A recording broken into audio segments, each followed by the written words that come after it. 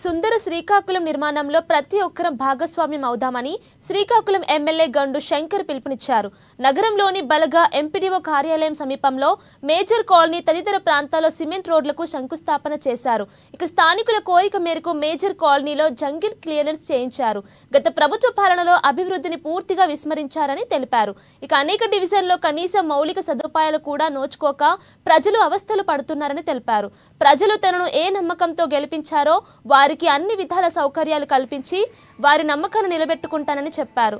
ఇక ఈ కార్యక్రమంలో కమిషనర్ చల్లా ఓబులేసు, మున్సిపల్ అధికారులు, టీడీపీ నాయకులు, కార్యకర్తలు పెద్ద ఎత్తున పాల్గొన్నారు. నమస్కారం. ఈ రోజు బలగా గ్రామం ఇది భద్రమ్మగుడి నుండి కంటిన్యూస్ గా ఆదివారంపేట వరకు గట్టుపైన రోడ్డు కోసం నిర్మాణం కోసం ఈ రోజు 1,23,00,000తో రోడ్డు ఈ రోజు శంకుస్థాపన చేయడం జరిగింది. BT road. సో ఇది